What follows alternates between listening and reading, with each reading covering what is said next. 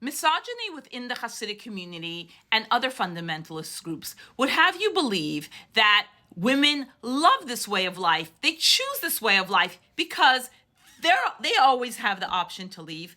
Hi, I'm Beatrice. I grew up in the Hasidic community. I lived there for over 40 years. I'm a mom of 10, and I speak about my experience living in the community and leaving. This man who came to my page and in another post said that he belongs to the Satmar community is telling me that I had an option. I should just have said no. And if I couldn't resist, that was my problem. I want to explain to you the situation that I was in at 18 and that so many of my peers were in.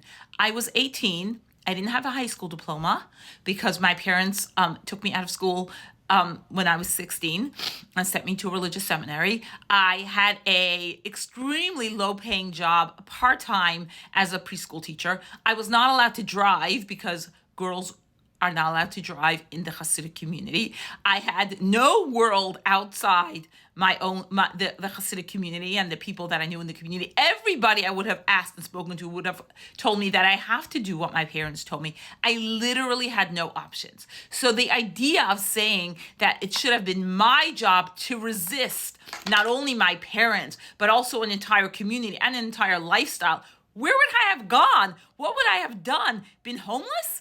I wouldn't even have known who to reach out to for help and said, I'm being forced to marry someone I don't want to marry. Please help me. That was not an option. So of course I had to agree. Of course I had to step in line. What else would I have done?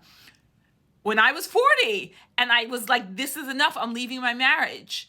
And I experienced all that pushback. I had to leave in the middle of the night to be able to be with my 4 children. I stayed by a family member for a couple of days who kicked me out because I was going to family court. Then when I came to family court, my family came to support my ex-husband, and on and on and on. The pressure that they put to make it almost impossible for me to leave. I couldn't have done that when I was 18.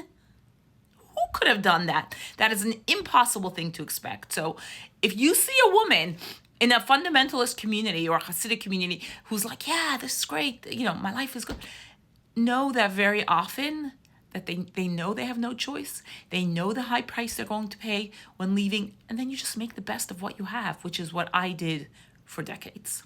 Hope this helps.